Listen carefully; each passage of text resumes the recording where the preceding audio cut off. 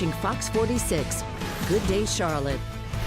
Good morning, everyone. It is 5 a.m. on your Sunday, April 8th. I'm Howard Monroe. And I'm Ann Wyatt Little. Thanks for joining us today. We want to head over and check in with meteorologist Amanda Cox in for Brittany Hamilton this morning in the Neighborhood Stormwatch Center. Amanda, it is noticeably colder this morning when you step outside. It is. It's noticeably colder, and we are going to be drying out, guys, which is always good news because the first is coming up in just a bit. 3 people are safe this morning thanks to the Charlotte Fire Department. They were rescued from an apartment fire early this morning at around 1 o'clock. The fire started at the Presley Ridge Apartments on Rose Thorn Place in the Clanton Park Roseland neighborhood. 3 dozen firefighters responded and put the fire out. Medic took 1 adult and 2 children to the hospital. At this hour, the cause of the fire is still under investigation. The search continues this morning for an 18-year-old who CMPD says not only killed a man, but then ditched the victim's body across town. Fox 46 Charlotte's Davidson Tendry is speaking to concerned business owners near where that shooting happened. Scary moments in North Charlotte after police say 2 masked men walked into a business and fired shots. It happened at 4:30 yesterday afternoon at this strip mall on Equipment Drive. Police say the 2 men were wearing face masks. Thankfully, no one was injured. CMPD is still looking for the suspects. South Carolina investigators are now looking into whether Congressman Ralph Norman broke any laws when he took out his handgun during a town hall meeting. This happened last week in a Rock Hill diner. Norman took out his gun after he was confronted on the issue of gun violence. The congressman said the point was to show guns alone aren't the problem, but that mental illness and a lack of morality is where it starts. We caught up with one constituent. Gun ownership is not about showing them. I think that was not appropriate. People on social media have commented on the representative's Facebook page showing their support for his demonstration.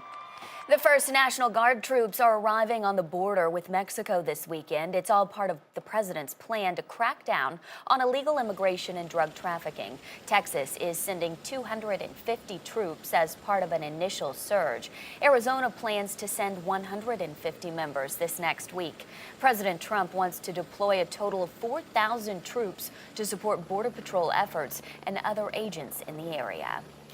Meanwhile, the North Carolina Air National Guard has 2 new aircrafts. Both landed at Charlotte Douglas Saturday afternoon. This is the first C-17 Globemaster III aircraft.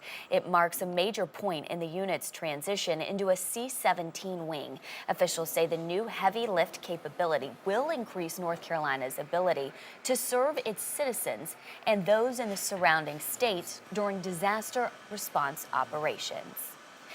First responders in Mecklenburg, York, and Chester counties getting life-saving gear this weekend. Invest USA donated active shooter vests to the departments. The organization is working to protect first responders across the country as they work to keep communities safe. Well, did you feel it? An earthquake hit part of our area on Friday. The U.S. Geological Survey says a 2.0 magnitude earthquake took place near Pageland. The largest earthquake in the area happened in 1916 with a magnitude of 5.1. Today marks the first Sunday since a devastating fire destroyed the sanctuary at Gospel Light Baptist Church in Rock Hill. That's not keeping the congregation from gathering. This morning, they will worship in another building on the church's property. The church caught fire early Thursday morning. The building was standing for more than 70 years. Investigators are still working to determine what started the fire. The services get underway at 10:45 this morning. Well, why not end your Sunday at the ballpark? The Kannapolis Intimidators were scheduled to have their first game of the season yesterday, but had to postpone the game due to the weather. They've rescheduled the game to tonight for a doubleheader against the Lakewood Blue Claws. If you purchased a ticket for last night's game, you can exchange it for a future game. Gates at Intimidator Stadium open at 1 o'clock. Intimidator Stadium, by the way, is the first minor league ballpark to feature an autism and special needs sensory-friendly space. Coming up, the fallout at Facebook continues this as CEO Mark Zuckerberg prepares to testify before Congress this week. Plus, have you noticed you aren't signing your name nearly as often when you swipe your credit card? The new rules in effect and when you should give your signature. You're watching Good Day Charlotte. Classic cars entrusted to Welcome back. 5:25 on this Sunday morning, a live look at our nation's capital. If you're looking for love, it may boil down to politics. A new survey from Time Out found a third of people in the dating pool will not date a conservative. Well, I was always told the two things you don't discuss in a first date are politics and religion.